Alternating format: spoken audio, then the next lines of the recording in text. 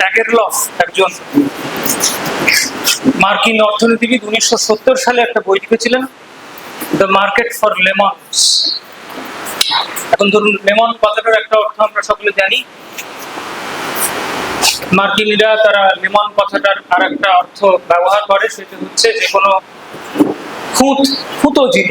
ফুটো জিনিস, সাদা বাংলায় আমরা তাকে ডিফেক্টিভ বলি। তো মার্কেট ফর লেমনস, এখানে ওর আর্গুমেন্টটাই ছিল যে একটা পণ্য আছে, তার ক্রেতা এবং বিক্রেতা আছেন। পণ্যটা সম্পর্কে যদি যথেষ্ট তথ্য ক্রেতা এবং বিক্রেতার মধ্যে চলাচল না করে, তাহলে ওরা দাম পড়ে যাবে এবং মার্কেট ফেল করবে। উনি একটা উদাহরণ দিয়েছিলেন, সেটা হচ্ছে সেকেন্ড হ্যান্ড গাড়ির একটা উদাহরণ। সেকেন্ড হ্যান্ড গাড়ি যখন লোকে কেনে, লোকে একটু বেশি দ্বিধাগ্রস্ত থাকে যে গাড়িটা বোধহয় খুব খারাপ হবে। অনেক সময় দেখা যায় গাড়িটা ততটা খারাপ ছিল না, কিন্তু গাড়িটা যিনি বিক্রি করছেন তার তরফ থেকে যথেষ্ট তথ্য আসেনি। ফলে যিনি গাড়িটা আবার কিনছেন, তিনারা নিতান্ত কম প্রাইস অফার করলেন। তার কাছে তথ্য ছিল না পণ্যটা সম্পর্কে। ফলে কি হলো, দামটা পড়ে গেল এবং এতে বাণিজ্যের ক্ষতি হলো। সেকেন্ড হ্যান্ড গাড়ির যে গোটা ব্যবসাটা, সেখানে গিয়ে এর একটা প্রভাব পৌঁছল। এবং যারা অ্যাকেরলফের অনুসারী, তারাও বলেন যে দেখবেন যে আমরা যখন হেলথ ইন্স্যুরেন্স করি, প্রিমিয়াম আজকাল খুব চড়া হয়ে গেছে।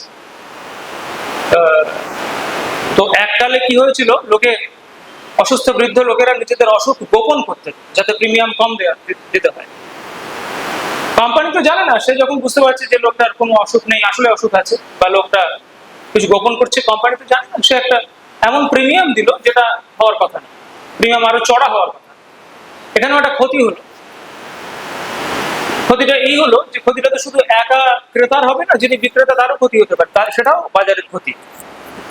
প্রিমিয়ামটা যা হওয়ার কথা দরকার ছিল তার চেয়ে অনেক কম হলো, ফলে বিক্রেতার ক্ষতি হলো, মার্কেটের একটা ভীষণ ক্ষতি হলো। এইটা হচ্ছে অ্যাকেরলফের বক্তব্য। কবিতার বই তো একটা ধরুন কমোডিটি পণ্য, তার কারণ বইয়ের গায়ে দাম লেখা থাকে। আমরা বাংলা কবিতার বইগুলো সাধারণত বিতরণ করি, খুব অল্প কিছু ব্যতিক্রম আছে। প্রতিষ্ঠানের যারা আনুকূল্য পান, তাদের মধ্যে একটা খুব কম শতাংশ কিছু কবি, তাদের বই বিক্রি হয়। প্রতিষ্ঠানের বাইরে কিছু বেতাল থাকেন, তারা আশ্চর্যভাবে নিজেদের বই মৃত্যুর পরেও বিক্রি হতে দেখেন। কিন্তু তার বাইরে আমাদের কিন্তু কবিতার বই সেভাবে বিক্রি হয় না কিছু, আমরা বিতরণ করি। এখন এই বইটা 2024-এর জুলাইয়ের শেষে ছাপা হয়েছে, কালোমার চক্কর দিচ্ছি। 7 মাসের মধ্যে এটা 275 কপি বিক্রি হয়েছে, 300 কপি ছাপা হয়েছে। এটা কিন্তু খুব কম কথা না। যাদের বাংলা কবিতার বইয়ের ব্যবসা সম্পর্কে ধারণা আছে তারা জানবেন যে এটা খুব কম কথা না। এবং বিক্রি হয়েছে কাউন্টার থেকে। আপনি যদি ধ্যানবিন্দু থেকে জিজ্ঞাসা করেন, তারা বলবে যে নিকট অতীতে এরকম দৃষ্টান্ত আর নেই। এখন কিছু কিছু বই আছে যেগুলো এক্সেপশনালি ভালো বিক্রি হয়, কম। যেমন আমার জানা এখানে সঞ্জয় মৌলিক আছেন, তার একটা বই স্বর্গীয় বিলাপ এক্সেপশনালি ভালো বিক্রি হয়েছিল। কিন্তু এগুলো খুব কম দৃষ্টান্ত এরকম পাওয়া যাবে। তাহলে এই বইটা 7 মাসে 275 কপি বিক্রি হয়েছে, সুতরাং এটা একটা কমোডিটি। কমোডিটি সবই, কেননা যেহেতু দাম লেখা থাকে, কিন্তু এটা যেহেতু বিক্রি হলো, বিক্রি হতে পারবে কাউন্টার থেকে, সেজন্য এটা কমোডিটির দাবি আছে। এবং সেলিম মল্লিক মনীন্দ্র গুপ্তের চালা ছিলেন। মনীন্দ্র গুপ্ত সেলিম মল্লিককে একটা মন্ত্র দিয়েছিলেন যে বই বিতরণ করবেন, বইকে কমোডিটির মর্যাদা দেন। সেই জন্য তিনি খুব কম বই বিতরণ করেন, খুব কম বই উপহার দেন, বইটাকে বিক্রি হতে দেন, বইটাকে কমোডিটি হয়ে উঠতে দেন। সেটা তার দিক থেকে একটা অভিপ্রায়। ফলে একাধিক কারণ আছে যাতে করে আমরা বইটাকে একটা কমোডিটি হিসেবে বিবেচনা করতে পারি। ওই যে একের লফ কমোডিটি নিয়ে কথা বলেছিলেন, সেটা মনে রেখে আমরা কাজ করব। এখন যদি একটা কবিতার বই একটা কমোডিটি হয়, পণ্য হয়, একের লফ বলছেন পণ্য সম্পর্কে আমাকে তথ্য জানতে হবে, তাহলে আমি কিভাবে তথ্য জানতে পারি? প্রিন্টার্স পেজে কিছু তথ্য আছে, কে ছেপেছেন, কবে ছেপেছেন, কে প্রচ্ছদ করেছে, কোথায় মুদ্রণ হয়েছে, এসব। এই এক ধরনের তথ্য। এটা কি আমাদের প্রয়োজনটা মেটে না। তার কারণ আমাদের একটা অন্য চাহিদা থাকে, যে কবির ব্যক্তিগত জীবন সম্পর্কে আমি জানবো, পুরনো চাহিদা মানুষের। এখন আমাদের দেশে হয় না, অন্যান্য দেশে কখনো কখনো একটু আভাগার পদ্ধতিতে যারা কবিতা লেখেন, তাদের কবিতার বইয়ের প্রচ্ছদে অনেক সময় খুব নাটকীয় ভাবে কিছু তথ্য দেওয়া থাকে, যাতে কবির ব্যক্তিগত জীবন সম্পর্কে আমরা দু একটা ইশারা পাই। সেসব ঘটনা আমাদের এখানে ঘটে না। আমাদের এখানে যেটা ঘটে, একটা ভূমিকা কোনো কোনো বইয়ে জোড়া হয় এবং ভূমিকাতে কিছু ব্যক্তিগত তথ্য পাওয়া যায়। তাতে কিন্তু আমাদের ওই প্রয়োজনটা মেটে। ওই যে ব্যাক স্টোরিটা, যেটা সবসময় আমরা জানতে চাই, যে গাড়িটার সত্যি কি দশা, 3 বার আগে আমাদের জানতে হবে, সেটা এই বইটা যিনি লিখেছেন তার ব্যক্তিগত জীবনটা কেমন, এই জানার আগ্রহটা আমার থাকে, এবং সেটা কখনো কখনো ভূমিকায় মেটে। কি পরিস্থিতিতে উনি জীবন কাটাচ্ছিলেন যখন উনি কবিতার বইটা লিখছিলেন, এইটা যদি একজন পাঠকের দাবি হয় যে আমাকে এটা জানতে হবে, তাহলে আমরা সেই দাবিটাকে উপেক্ষা করতে পারি কিনা, এই একটা মৌলিক প্রশ্ন। যদি কোনো পাঠকের দাবি হয় যে উনি কোন জীবন পরিস্থিতি তার মধ্যে ছিলেন এই কবিতাগুলো লেখার সময়, সেটা আমি জানবো, এটা আমার দাবি, তাহলে সেই দাবিটা নিয়ে আমরা কি করতে পারি? আমরা কি তাকে উপেক্ষা করব? বীণা মজুমদার হাসপাতালে যখন জীবন কাটাচ্ছিলেন, তখন সেই জীবন সম্পর্কে যদি আমি জানি, সেটা কি আমাকে বীণা মজুমদারের সেই সময় লেখা কবিতা সম্পর্কে কিছু অতিরিক্ত বুঝতে সাহায্য করবে? উৎপল কুমার বসু যখন প্রবাসে একটা স্টুডিওয়ে প্রায় না খেয়ে কাটাচ্ছিলেন আর ওই শীতের রাস্তায় ঘুরে বেড়াচ্ছিলেন প্রায় লুকিয়ে, সেই সময় তিনি যে কবিতা লিখেছিলেন, সেই কবিতা বুঝতে কি আমাকে সেই ওর দেওয়া ধারা বিবরণী সাহায্য করবে? করবে কি করবে না? ব্যক্তিগত জীবন আমাকে সাহায্য করতে পারে কি? এটা যদি একজন প্রশ্ন করেন, একজন যদি দাবি করেন যে হ্যাঁ আমি ব্যক্তিগত জীবন সম্পর্কে জানতে চাই, তাহলে কিন্তু আজকালকার একটা বড় ক্রেতা অনুযায়ী, আজকালকার একটা বড় দর্শন অনুযায়ী এবং পাঠ পদ্ধতি অনুযায়ী আমরা কিন্তু সেই দাবিটাকে উপেক্ষা করতে পারি। কেননা এই যে উত্তর গঠনবাদী এবং উত্তর আধুনিক যে একটা ভাবনার প্রস্থান, তারা বলে যে কবির কাব্যকৃতি কবির জীবন থেকে বিচ্ছিন্ন। আচ্ছা, কবির কাব্যকৃতি কবির জীবন থেকে বিচ্ছিন্ন, এই কথাটাকে খুঁটিয়ে দেখলে কি দেখা যায়? এক, তার জীবনের যে বাস্তব অনুপঙ্খগুলো, অর্থাৎ যে ঘটনাগুলো তার জীবনে ঘটছিল, তা জানা আমার পক্ষে অদরকারি, কেননা তার লেখা কবিতা থেকে ওইসব ঘটনা বিচ্ছেদ। তিনি যেসব সিদ্ধান্ত নিয়েছেন তার ব্যক্তিগত জীবনে, এবং শুধু ব্যক্তিগত জীবনেই বা কেন, তার যে সামবায়িক জীবন আছে, যুথবদ্ধ জীবন আছে একজন কবি, সেই জীবনেও তিনি যে সিদ্ধান্ত নিয়েছেন, ধরুন এজরা পাউন্ডের রাজনীতিতে ফ্যাসিস্ট ঝোঁক ছিল কিনা, এটা জানা আমার পক্ষে জরুরি নয়। তার কবিতা থেকে এই প্রশ্ন বিচ্ছিন্ন। ধরুন টেড হিউজ শুধু সিলভিয়া প্লাথি বা কেন বা তার অন্য প্রেমিকাদের সঙ্গে কি আচরণ করেছিলেন, তা থেকে তার মনোভঙ্গি কি বোঝা যায় মেয়েদের প্রতি, এটা জানা আমার জন্য জরুরি কিনা, জরুরি নয়। এইসব সিদ্ধান্ত তার কাব্যকৃতি থেকে বিচ্ছিন্ন, এরা বলেন, উত্তর গঠনবাদী এবং উত্তর আধুনিকরা বলেন। আরো বলেন যে একটা কবিতা যখন কেউ লিখছেন, তখন তার যে অভিপ্রায় আছে, একটা নির্দিষ্ট কবিতায় আমি এই কথাটি ব্যক্ত করবো, এমন যদি কোনো অভিপ্রায় থাকে, সেই অভিপ্রায় থেকেও তার কবিতা দিচ্ছেন। এখন এই ব্যাপারে 1967 সালে এবং 1969 সালে দুটি গুরুত্বপূর্ণ প্রবন্ধ লেখা হয়। 67 সালে রলা Barthes death of the author নামে সুবিদিত প্রবন্ধটা লিখেছিলেন, আর 69 সালে এটার আলোচনা একটু কম হয়, Michel Foucault what is an author বলে একটি প্রবন্ধ লিখেছিলেন।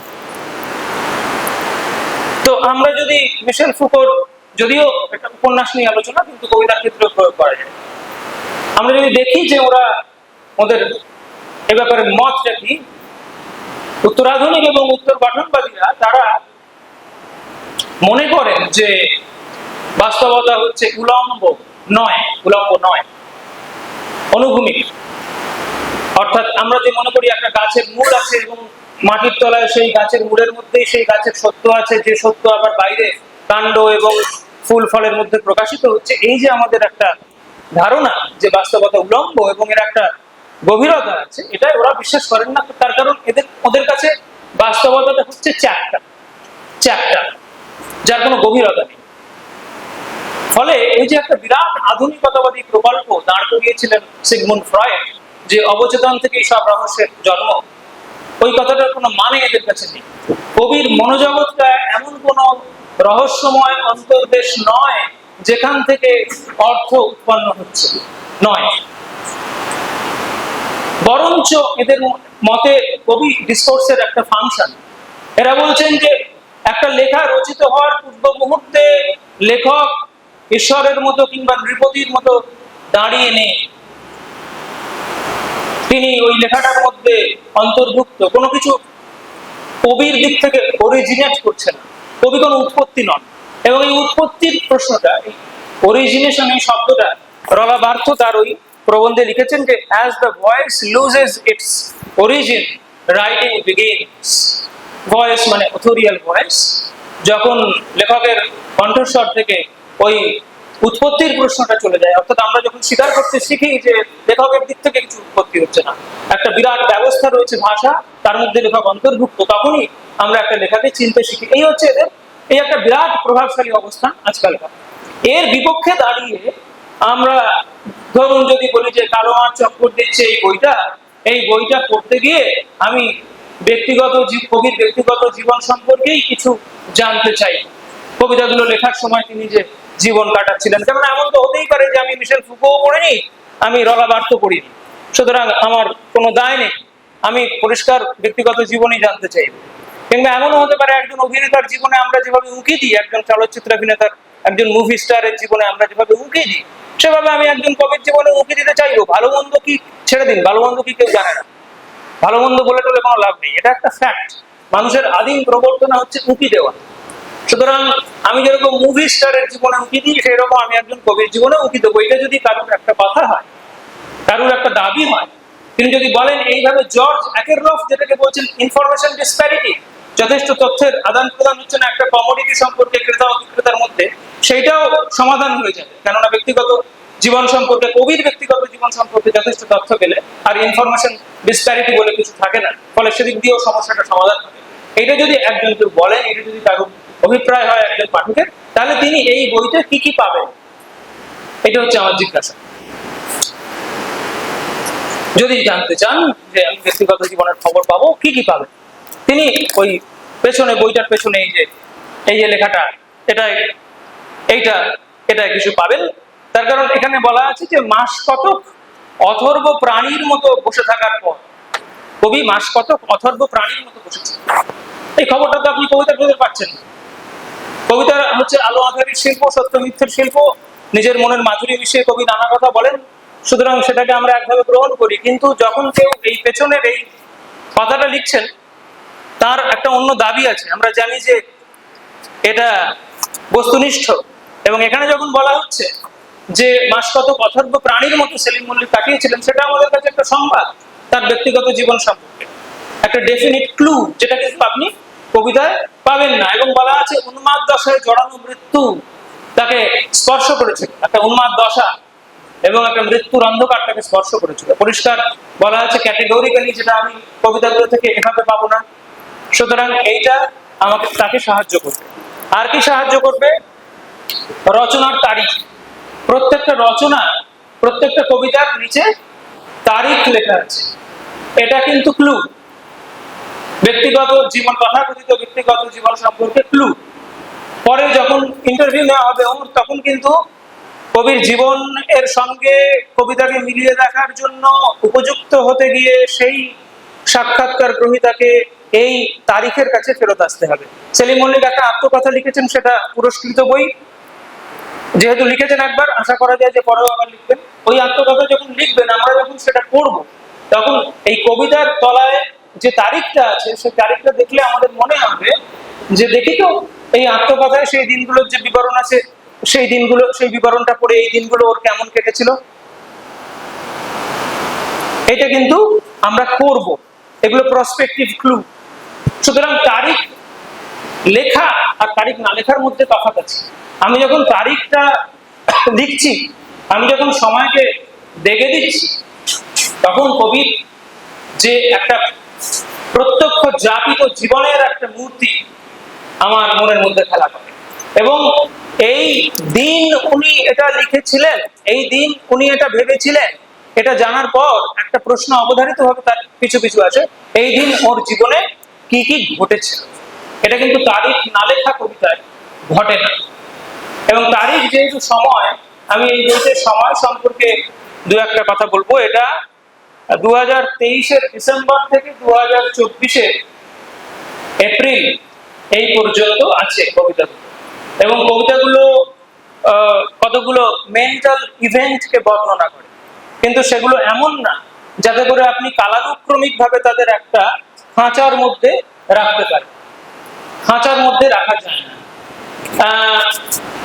এখন শেষ যে লেখাটা সেটা একটা ব্যতিক্রম, কেননা একে খাঁচায় করা যায়, কেননা এর কোনো পূর্বাপর নেই, এর কোনো গ্রোথ নেই। এই যে শেষ লেখাটা ছায়াচিত্র, সেটা আরো ভালো ছায়াচিত্র ভেঙে দৌড়ে পালিয়েছে যারা, তাদের সাক্ষাৎ পাওয়া না পাওয়ার কথা ছেড়ে দিয়ে বাকি জীবন ঘুরে বেড়ানো। এই লেখাটা, এর যে টোন, এর কোনো প্রায় কোনো পূর্ব নজির, এর কোনো পূর্বাপর নেই এই বইতে। একে একটা ক্ষোভে বন্দি করে। কিন্তু অন্যান্য যে মেন্টাল ইভেন্ট গুলো, মানে সেগুলো যেমন ধরুন একটা প্রচন্ড দম ফাটা শারীরিক কষ্ট, একটা গভীর বিষণ্ণতা, একটা অবসাদ, এগুলোকে আমরা আলাদা আলাদা করে চিহ্নিত করতে পারি, কিন্তু ক্ষোভ বন্দি করতে পারি না। যে 2023-এর ডিসেম্বর থেকে জানুয়ারি একটা প্রচন্ড দম বন্ধ করা শারীরিক কষ্ট, জানুয়ারি থেকে ফেব্রুয়ারি একটা বিষণ্ণতা, ফেব্রুয়ারি থেকে মার্চ পর্যন্ত একটা অবসান। কেন পারি না? এগুলো চিত্রনাট্যকাররা যেটাকে বলেন সিমলেস, একটা আরেকটার মধ্যে ঢুকে পড়ছে। কোথায় একটা শেষ হচ্ছে, কোথায় দমবন্ধ শারীরিক কষ্ট শেষ, কোথায় বিষণ্ণতার শুরু, কোথায় বিষণ্ণতার শেষ, কোথায় অবসাদের শুরু, এগুলো আলাদা করে চিহ্নিত করা যায় না। পর্বগুলোর গ্রোথ আছে, কিন্তু পর্বগুলো একে অন্যের সঙ্গে সংশ্লিষ্ট। সুতরাং ওই ভেরিয়ার এলুইন যখন বলেছিলেন যে ভারতবর্ষের অরণ্যগুলোতে এক একটা জ্যৈষ্ঠ মাসে একরকম রং, শ্রাবণ মাসে একরকম রং, সেই রং দেখে মেয়েরা যারা অরণ্যে কাঠ কুড়োয় তারা তাদের কাজকে ঠিক করে, কোন সময় কোন কাজ করবে, সময়ের সঙ্গে কাজের সম্বন্ধটা পূর্ব নির্দিষ্ট এবং তাতে কোনো ব্যতিক্রম নেই, তাতে কোনো ছেদ নেই। সেটা হচ্ছে সময়ের সঙ্গে কাজের একটা নির্দিষ্ট ছকে বাঁধা ধারণা। কিন্তু এটা মানুষের মন সম্পর্কে করা যায়, বিশেষত একজন কবির সম্পর্কে তো করা যায় না। এখন সমাজ এবং সংস্কার আমাদের বলে করো, তুমি ছকে বাঁধো। এমনকি কবির যে মানুষপট, সেখানে যে বিভিন্ন অনুভূতির খেলা, তাকেও একটা ছকে বেঁধে বুঝতে চেষ্টা করো, তাহলে তুমি কবির ব্যক্তিগত জীবন সম্পর্কে কতগুলো সিদ্ধান্ত নিতে পারবে। কিন্তু আমরা পারি না। তার কারণ হচ্ছে যে যা কিছু ব্যক্তিগত, তার সামনে একটা বিরাট নৈর্ব্যক্তিকতার পাঁচিল থাকে। নৈর্ব্যক্তিকতা বলতে আমরা সচরাচর মনে করি যে আবেগের একটা অভাব, অনুভূতির একটা অভাব, কিন্তু ভেবে দেখুন যে নৈর্ব্যক্তিকতার একটা অন্য মূর্তি আছে, সেটা হচ্ছে অনেকগুলো আবেগ যখন একে অপরকে প্রশমিত করে এবং আচ্ছন্ন করে, কোনো একটি নির্দিষ্ট আবেগ যখন মাথা তুলে দাঁড়াতে না পারে, একাধিপত্য না পায়, সেটাও নৈর্ব্যক্তিকতা। শুধু আবেগের অভাব নৈর্ব্যক্তিকতা নয়, কোনো নির্দিষ্ট একটি আবেগ যখন একাধিপত্য না পায়, সেটাও একরকম নৈর্ব্যক্তিকতা। এই বইতে কিন্তু অবসাদ, বিষণ্ণতা এবং ওই দমবন্ধ শারীরিক কষ্ট কেউ কাউকে এককভাবে মাথা তুলতে দেয়নি, একে অন্যের মধ্যে প্রবিষ্ট হয়েছে এবং একে অন্যকে প্রশমিত করেছে। ফলে আশ্চর্যভাবে ব্যক্তিগত মনে হলে এরা ভেতরে ভেতরে খুব নৈর্ব্যক্তিক। কিন্তু সেই নৈর্ব্যক্তিকতা টুটে গেছে ওই শেষ কবিতাটার, যেটা খানিকটা আমি পড়লাম, এবং এই শেষ কবিতাটার একটি মাত্র এর তুল্য পূর্ব নজির আছে। সেই কবিতাটার নাম এ জীবন। কেউ নেই ভাষা ও প্রকৃতির নিকটে, জীবন কোনো উপায় নয়। এছাড়া এর কোনো পূর্ব নজির নেই। এই যে একটা শেষে, কবিতার শেষে গিয়ে, বইয়ের শেষে গিয়ে শেষ কবিতায় একটা উদাসীনতার কণ্ঠস্বর এবং একটা নির্লিপ্তির কণ্ঠস্বর শোনা যাচ্ছে, এর কিন্তু কোনো পূর্ব নজির নেই। এই আচমকা হঠাৎ মাটি খুঁড়ে উঠে এসেছে, এবং যেহেতু একক, এই সরাট, অন্য কারোর সঙ্গে কোনো সম্পর্কে নেই, অন্য কোনো অনুভূতির সঙ্গে লিপ্ত হচ্ছে না, অন্য কাউকে প্রশমিত করছেন না, অন্য কারোর সঙ্গে সম্পর্ক করছে না, তাই এরই মধ্যে দিয়ে ব্যক্তিগত উত্থান হচ্ছে। আশ্চর্য, আমরা ভেবেছিলাম যে অবসাদ, দমবন্ধ, কষ্ট এবং বিষণ্ণতার মধ্যে দিয়ে ব্যক্তিগত উত্থান হবে, কিন্তু যা উদাসীনতা, যা নির্লিপ্তি, কিরকম আয়রনিক্যাল ভেবে দেখুন, তারই মধ্যে দিয়ে ব্যক্তিগত উত্থান হচ্ছে।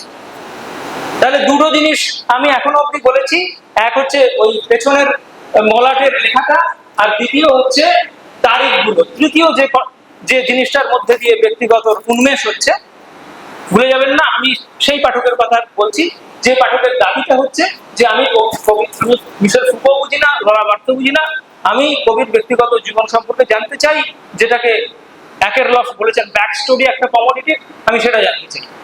তার দাবিকে মান্যতা দিয়ে তিনি যদি এই দাবি নিয়ে এগিয়ে আসেন, তিনি কি কি পাবেন এই বইতে?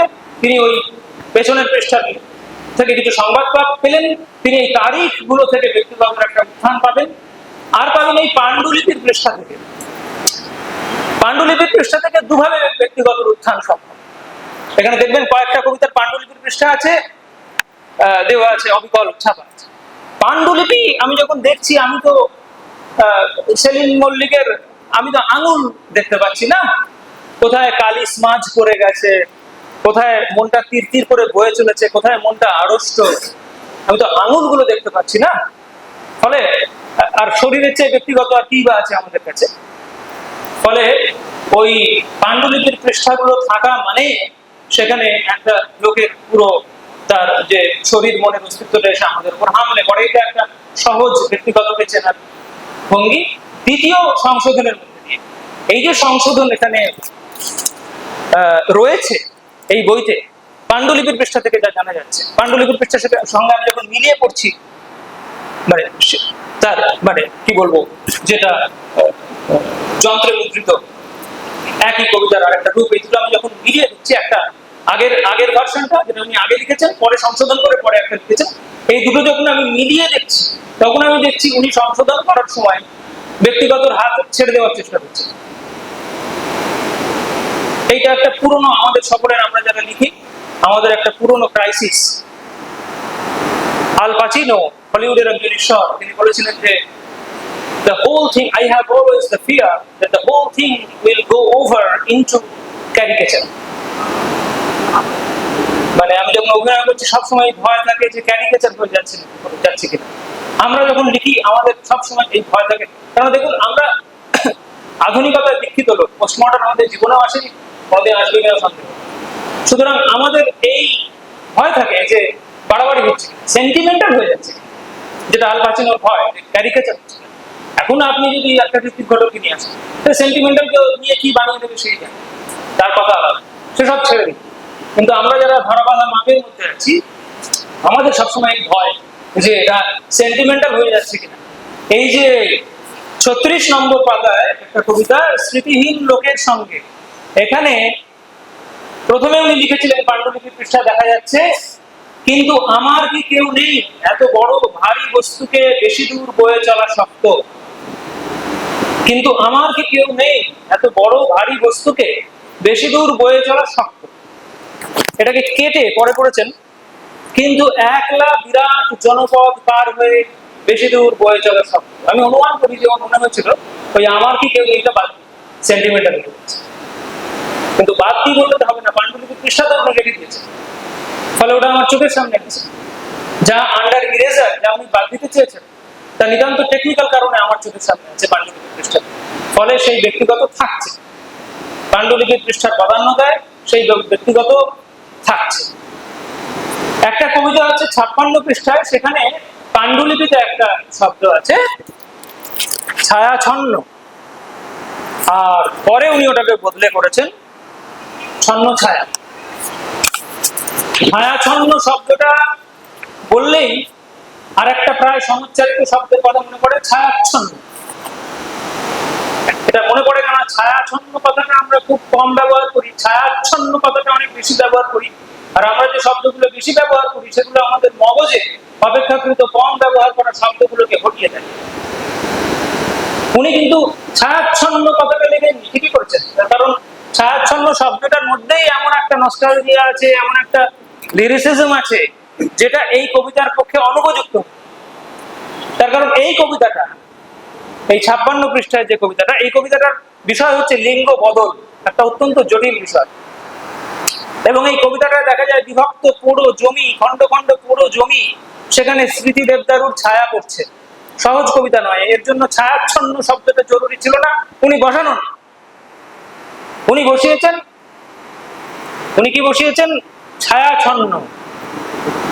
ছন্ন শব্দটা আমরা যখন আচ্ছন্ন বলি তখন আবৃত হওয়া বোঝাই, কিন্তু ছন্ন শব্দটার আর একটা দোতনা হচ্ছে অপসারণ করা বা নষ্ট করা, সেটাই এই কবিতার পক্ষে মানানসই, তাই বসিয়েছেন। কেননা ওই খন্ড খন্ড পুরো জমির কথা ওকে ভাবতে হচ্ছে, লিঙ্গ বদলের কথা ভাবতে হচ্ছে, ব্যক্তিগত থেকে নৈতিকতার দিকে কবিতাটাকে সরাতে হচ্ছে। ছায়াচ্ছন্ন কথাটা উনি লিখবেন কেন? উনি ছায়াচ্ছন্নই লিখেছেন, বেশ করেছেন পাণ্ডুলিপি। এবারে পরে সংশোধন করে শেষ বদলটা ঘটিয়েছেন, সেখানে করেছেন ছন্ন ছায়া, ছন্ন শব্দটাকে আগে নিয়ে এসেছেন। এতে করে কি হয়েছে? ওই যে বিভক্ত পুরো পুরো জমি, ওই যে বিভক্তি, ওই যে চূর্ণ হওয়া, সেই ব্যাপারটা আরো অগ্রাধিকার পেয়েছে, আরো ব্যক্তিগত থেকে নৈতিকতার দিকে জিনিসটা যাচ্ছে। এতক্ষণ ছায়াচ্ছন্ন শব্দটা কে ঘিরে রেখেছিল প্রেতের মতো ছায়াচ্ছন্ন শব্দটা, সেই যে তার নস্টালজিয়া এবং লিরিসিজম দিয়ে তা থেকে আরো আর এক ঝটকা বেরিয়ে এলো, শব্দটা এবার ছন্ন ছায়ায় পরিণত হলো, ব্যক্তিগত আর প্রায় কোনো লেশ রইল না। কিন্তু হলে কি হবে? পাণ্ডুলিপির পৃষ্ঠাটা তো আমাদের চোখের সামনে, আমরা তো এই গোটা রাজনীতিটা, এই যে ছায়াচ্ছন্ন থেকে ছন্ন ছায়া হয়ে ওঠার যে রাজনীতিটা, কেন একটা লোককে এটা করতে হয়, কি কি সিদ্ধান্ত নিতে হয় লেখার টেবিলে বসে, তাতে তার সাংস্কৃতিক জীবন কিভাবে ফুটে ওঠে, এই গোটা রাজনীতিটা তো আমাদের কাছে ধরা পড়ে গেল পাণ্ডুলিপির পাতাটা আছে বলে। এবং ব্যক্তিকে কেন্দ্র করেই ব্যক্তিকে সরিয়ে দেবার যে চেষ্টা কবিতায় করা হয়েছে, ব্যক্তিগতকে সরিয়ে নৈতিকতার উত্থান সম্ভব করার যে চেষ্টা করা হয়েছে, যাতে পাছে লেখাটা সেন্টিমেন্টাল না হয়ে পড়ে, সেই চেষ্টা বেঁচে রেখেও, সেই চেষ্টা সত্ত্বেও কাঁপা কাঁপা টলমল পায়ে ওই পাণ্ডুলিপির পৃষ্ঠা থেকে, ওই প্রথম পাণ্ডুলিপির পৃষ্ঠায় ব্যবহৃত ছায়াচ্ছন্ন শব্দটা, সেই যে ছায়াচ্ছন্ন শব্দটা স্মৃতিকে জাগিয়ে তোলে, সেই অনুপস্থিত শব্দটা এসে ব্যক্তিগতকে হাজির করে। তাহলে পাণ্ডুলিপির পৃষ্ঠার মধ্যে দিয়ে ব্যক্তিগত উত্থান এভাবে সম্পন্ন হচ্ছে। এরপর রয়েছে স্বয়ং কবিতা। কবিতা, স্বয়ং কবিতার মধ্যে আমরা যদি যাই, এই কবিতায় দেখবেন আমাদের কতগুলো প্রসঙ্গ আছে যেগুলো উল্লেখ করা মাত্রই আত্মজীবন, ব্যক্তি জীবন ভীষণভাবে সামনে চলে আসে। তার মধ্যে একটা হচ্ছে আত্মহত্যা, হবেই। এখন আত্মহত্যা এই বইতে খুব ধারাবাহিক ভাবে সেটাকে ব্যবহার করা হয়েছে। যেমন ধরুন, আমি কয়েকটা জায়গা পড়ছি। ওফেলিয়ার জীবনের শেষ মুহূর্তের চন্দ্রাহত ফুল, চক্ষু বুঝলেই, আমি এক একটা কবিতার অংশ করছি। ওফেলিয়ার জীবনের শেষ মুহূর্তের চন্দ্রাহত ফুল, চক্ষু বুঝলেই সাদা মাছ ভেসে ওঠে, একটা সস্তা সাদা মাটা কাঠের বাক্সে শুয়ে আছে, নিভন্ত বাতির কাছে ফুলদানিতে অন্ধ কালো মাছি, নিজের মৃতদেহ নিয়ে কি করব, ছিন্ন ছড়িয়ে পড়েছিলাম পিকনিকের মাঠে, কবর খুঁড়ে একটা কালো রঙের ছোট কাঠের বাক্স তোলা হলো, বেদিতে বলির কাঠ। এগুলো হচ্ছে যথাক্রমে শেষ মুহূর্তের চন্দ্রাহত ফুল, চিন্তা, যন্ত্রণা ও দুঃখ ব্যতীত ঘরের ভেতরে বনবাঁধার স্মৃতিহীন লোকের সঙ্গে পুড়ে যাওয়ার অভিজ্ঞতা এবং বাক্স এবং ধাতুর আঘাত, এই কবিতাগুলো দেখবেন যে December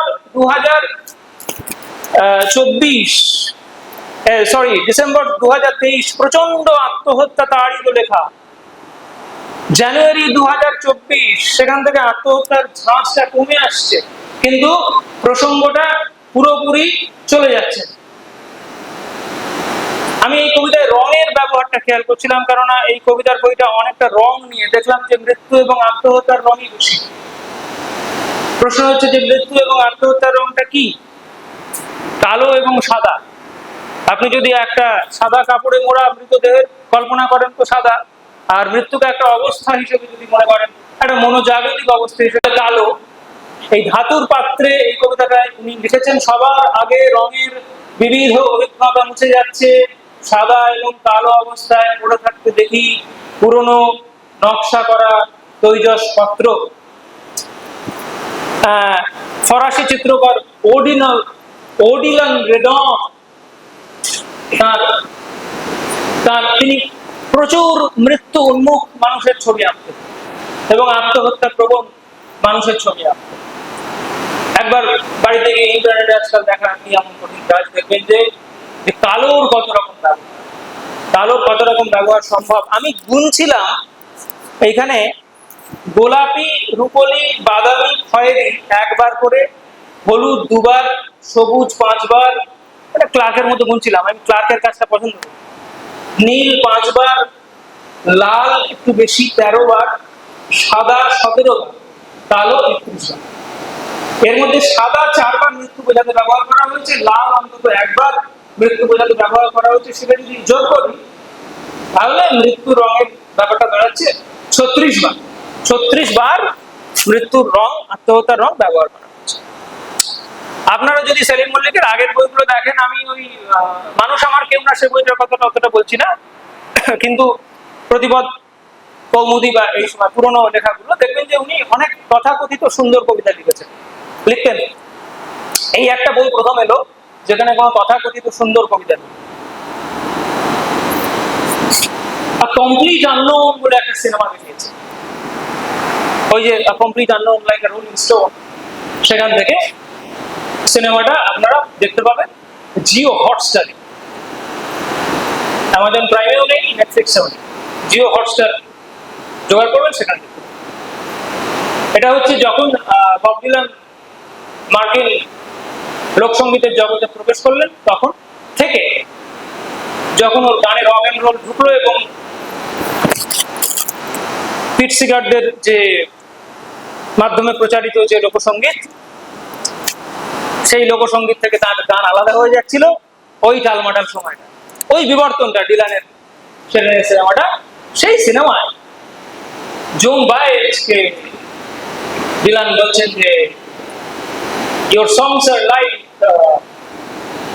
a beautiful oil painting at a dentist's office, দাঁতের ডাক্তারের অফিসে যেসব ছবি ঝোলানো থাকে সূর্যাস্তের, তোমার গানগুলো সেই রকম সুন্দর।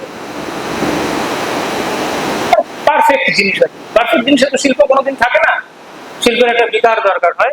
উনি বলতে চাইছিলেন যে তোমার গানে কোনো বিকার নেই, এগুলো হচ্ছে দাঁতের ডাক্তারখানায় যে সূর্যাস্তের ছবি ঝোলানো থাকে সেই রকম সুন্দর। তারপরে উনি ব্লোয়িং ইন দ্য উইন্ড গাইতে শুরু করলেন। যাই হোক, অসাধারণ সিনেমা। আমি ওই সিনেমাটার কথাই কয়েক মাস ধরে আসলে ভেবে চলেছি, কিছুই করতে পারি। সেলিম মল্লিক ওরকম পারফেক্ট কবিতা লিখতেন, ওরকম পারফেক্ট কবিতা লিখতেন, কিন্তু এই বইটাই একমাত্র বই যেখানে উনি লিখতে পারলেন না।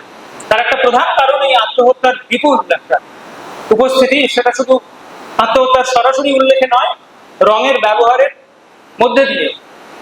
ফলে নৈর্ব্যক্তিকতার যাবতীয় দাবিকে চুলোয় পাঠাতে পারছেন ওই প্রসঙ্গটা তোলা মাত্রই। কিভাবে, কেন আত্মহত্যাটা একটা ব্যক্তিগত ঘটনা। অন সুইসাইড বলে একটা প্রসিদ্ধ বইতে এমিল দুর্খেইম জানিয়েছিলেন যে দুটো কারণে আত্মহত্যা একটা ব্যক্তিগত ঘটনা। এক হচ্ছে এটা কারণটাই ইন্টিমেট, ব্যক্তিগত কারণেই অধিকাংশ লোক আত্মহত্যা করে। দ্বিতীয়ত, আত্মহত্যা যিনি করছেন তার আত্মহত্যার সময় আপনি তো উপস্থিত নন, আপনি দেখতে পাননি আত্মহত্যার সময় আপনি কি করছেন। ফলে আপনার কাছে ওটা একটা নিভৃত মুহূর্ত, পরে আপনি উঁকি দিয়ে জানতে চান যে লোকটা কি কারণে আত্মহত্যা করলো, সেটা বোঝাটা অত্যন্ত কঠিন। এই দুটো স্তর, এক হচ্ছে যে আত্মহত্যা করছে সে অধিকাংশ সময় একটা নিভৃত ইন্টিমেট অন্তরঙ্গ কারণে আত্মহত্যা করছে, এবং আত্মহত্যার মুহূর্তটা যেহেতু আরেকজন দেখতে পাচ্ছে না কিন্তু তার উঁকি দেবার প্রবল ইচ্ছে, তার কাছে ওটা একটা অন্তরঙ্গতার এবং ব্যক্তিগত, সেই ব্যক্তিগত উত্থান এখানে সম্ভব হলো প্রয়োজনের মধ্যে দিয়ে। এবার আমি একটা পক্ষপাতমূলক কথা বলছি, যারা শুধু তত্ত্ব করেন তাদের পক্ষে বলা একটু বোঝা এটা মুশকিল, অনির্বাণের পক্ষে বোঝা সহজ, কারণ উনি যেহেতু বিশাল তত্ত্ব করেন না। যারা কবিতা লেখেন তারা এটা অবশ্যই বুঝতে পারবেন যে কবির মন কিন্তু কোনো একগুঁয়েমির মধ্যে দিয়ে চলে না। ওই যে ডিকটামটা, যে কবির অভিপ্রায়টা কিছু না, কবির ব্যক্তিগত জীবনের সঙ্গে তার কাব্যকৃতির কোনো সম্পর্ক নেই, এই যে নির্দেশটা এসেছে উত্তর গঠনবাদী এবং উত্তর আধুনিকদের কাছ থেকে, এইটার কোনো ক্রিটিক্যাল প্রয়োজন থাকতে পারে, কিন্তু কবির মনোজগৎকে এটা পুরো ব্যাখ্যা করতে পারে না। এবং যদি আমরা এর বিপরীতে আর কাউকে দাঁড় করাতে চাই, আমাদের তো নিজেদের সেরকম তত্ত্ব করার ক্ষমতা নেই, লোক লাগবে। তাহলে আমি 1932 সালে লেখা একটা বই, গাস্তভ বাশেলার একটা স্পেস নিয়ে অসাধারণ বই আছে। কি বইটা? হ্যাঁ, পোয়েটিক্স অফ স্পেস। সেটা একটা খুব প্রসিদ্ধ বই। কিন্তু এই যে বইটা, ইনটিউশন অফ দ্য ইনস্ট্যান্ট, বাশেলারকে দরকার, নাহলে এসব উত্তর গঠনকারীদের সঙ্গে পেরে ওঠা মুশকিল। তো বাশেলা বলেছিলেন যে কবির মুহূর্তটা হচ্ছে একটা গভীরতার মুহূর্ত, চ্যাপ্টা নয়, এটা উলম্ব মুহূর্ত, বিশিষ্ট ব্যক্তিগত মুহূর্ত, রহস্যময় মুহূর্ত। কারণ এই কবির মন নানা রকম জিনিসকে ধারণ করতে পারে, অনেক স্ববিরোধকে ধারণ করতে পারে। এটাকে কোনো একগুঁয়েমির মধ্যে রাখলে চলবে না। তার সময়টা হচ্ছে নিজস্ব সময়। আজকের দিনে দাঁড়িয়ে উত্তর গঠনবাদের পরবর্তীকালে কথাটাকে খুব নব্য রক্ষণশীল মনে হতে পারে, কিন্তু কথাটার প্রয়োজন আছে। তার কারণ বাশেলা বলছেন যে সামাজিক যে সোশ্যাল ডিউরেশন অফ টাইম, তার মাপে কবির মন চলে না। কবির মন এত বিরোধকে একসঙ্গে ধারণ করতে পারে, যে মন এত বিরোধকে একসঙ্গে ধারণ করতে পারে, সেই মনকে বিচার করার সময় আপনি তার সেই লোকের ব্যক্তিগত অভিজ্ঞতাকে বাদ দেবেন কি করে? দেওয়া যায় না। আজকে যদি একজন বলেন আমি পুরোনো বায়োগ্রাফিক্যাল ক্রিটিসিজমটাই আমার দরকার, এই যে ভালগার মার্কসিস্টরা বলে, ভালগার মার্কসিস্ট কথাটা কার্ল পপার ব্যবহার করেছিলেন তার the open society and it's enemies. তারপর জিনিসটা খুব প্রচার পায়। ভালগার মার্কসবাদীরা যে বলে যে একটা লোকের কোনো নিভৃত ব্যক্তিগত জীবন বলে কিছু নেই, থাকলেও তার কোনো মূল্য নেই। যখন সে অন্য অনেক মানুষের প্রতিনিধিত্ব করতে পারবে, যখন তার অনুভূতিটা সামবায়িক হয়ে উঠবে এবং সে আরো অন্য অনেক মানুষের কণ্ঠস্বরকে ধারণ করতে পারবে, সেইটাই হচ্ছে বৈধ মুহূর্ত। এই যে কথাটা, এই কথাটা যদি আমি না মানি, এবং উত্তর গঠনবাদীরা যেটা বলেন যে কবির অভিপ্রায়ের কোনো মূল্য নেই, কবি নেহাতি একটা ভাষা ব্যবস্থার মধ্যে অন্তর্ভুক্ত, ভাষা ব্যবস্থাটা স্বাধীনভাবে কবির মধ্য দিয়ে মুক্ত হচ্ছে, কবি প্রায় নিষ্ক্রিয় পরাভূত হয়ে পড়ে আছে, যেন একটা আধ্যাত্মিক অবস্থা। তো নিজস্ব গতিতে, নিজস্ব চালনায় ভাষা কবির মধ্য দিয়ে মুক্ত হচ্ছে, কবি কিছু বুঝতে পারছেন, তার কোনো এজেন্সি নেই। এই কথাটাকেও যদি আমি না মানি, না মেনে আমি যদি বলতে চাই যে আমি কবির ব্যক্তিগত জীবনে ঘটে যাওয়া ঘটনাগুলোকে, সেলিম মল্লিকের ব্যক্তিগত জীবনে, আমি ল্যাঙ্গুয়েজ গেমও বুঝি না, লিওলার্ড যে বলেছেন ভাষার খেলার মধ্যে কবি অন্তর্ভুক্ত, উত্তরাধুনিকদের একটা বিরাট বক্তব্য, যেটা ওরা উইটগেনস্টাইনের পরবর্তীকালে রচনার থেকে প্রেরণাটা পেয়েছিলেন, এই ভাষার ব্যবস্থাই সব। আমি যদি সেটা অস্বীকার করি এবং বলি যে ভালগার মার্কসিস্টদের কথাটাও সত্য নয়, উত্তর গঠনবাদীদের এই কথাটাও সত্য নয়, আমার ব্যক্তিগত জীবনকে ফেরত চাই, আমি অথরিয়াল ইন্টেনশনকে রেস্কিউ করব, তাহলে, এবং সেভাবে আমি জর্জ একেরলফ যে ইনফরমেশন ডিসপ্যারিটির কথা বলেছেন, যে একটা কমোডিটি সম্পর্কে যথেষ্ট তথ্য ওই বিক্রেতা এবং ক্রেতার মধ্যে প্রবাহিত হচ্ছে না, সেই ঝঞ্ঝাটটা, সেই সমস্যাটা আমি সেইভাবে মোচন করতে চাইবো। এই যদি আমার দাবি হয় একজন পাঠক হিসেবে, একজন ক্রেতা হিসেবে, তাহলে আমাকে এই বইয়ের কোন কোন জিনিসগুলো সাহায্য করতে পারে, কিভাবে এই বইয়ের পেছনের পৃষ্ঠার লেখাটা, কিভাবে এই বইয়ের রচনার তারিখগুলো, কিভাবে এই বইয়ের পাণ্ডুলিপির পৃষ্ঠাগুলো, কিভাবে এই বইয়ের স্বয়ং কবিতাগুলোর মধ্যে আত্মহত্যা, আমাকে আমার যদি সেই পুরোনো দাবিটাকে আমি যদি আজ মর্যাদা দিতে চাই, তার পুনঃ প্রতিষ্ঠা করতে চাই, তাহলে এগুলো আমাকে এই বইয়ের ক্ষেত্রে কিভাবে সাহায্য করতে পারে, সেইটুকু আমি আপনাদের বলতে চেয়েছি। কি আশ্চর্য দেখুন, এই লোকে নৈর্ভক্তি করে। এই একটা মার পত্রিকা একটা সংখ্যা করেছে টেন্ট নিয়ে, তাঁবু। এই মুহূর্তে বাংলাদেশের কক্সবাজার অঞ্চলে মায়ানমার বৌদ্ধদের হাত থেকে, সহিংস বৌদ্ধদের হাত থেকে তারা খেয়ে যেসব রোহিঙ্গারা কক্সবাজার অঞ্চলে আছেন, তাদের যে ঘরগুলোতে রাখা হচ্ছে সেগুলো সব একরকম দেখতে, তার একই রকম জানালা, তার একই রকম চৌকাঠ, তার একই রকম দরজা, তার একই রকম ছাদ, কিন্তু সেই ছাদের উপরে ওরা চাল কুমড়ো গাছ লাগিয়ে দিয়েছে, তারা লাল কুমড়োর ডগা এমন ভাবে লাগিয়ে দিয়েছে, পার্সোনালাইজ করে ফেলেছে। মানে যান্ত্রিক খাঁচা বন্দি দশার মধ্যে ওরা যখন লাল কুমড়োর গাছগুলোকে চালের উপর মেলে দিয়েছে না, পুরো জিনিসটা ব্যক্তিগত হয়ে ফেলেছে। এত বড় একটা যান্ত্রিক বিমূর্ত কাম ব্যবস্থাকে একটা চালু কুমড়ো গাছ, একটা ছোট্ট লঙ্কা চারা গাছ, একটা গামছা, এই দিকে বদলে দিচ্ছে। ব্যক্তিগত কিন্তু সহজে বোঝা যাবে তত্ত্ব করে।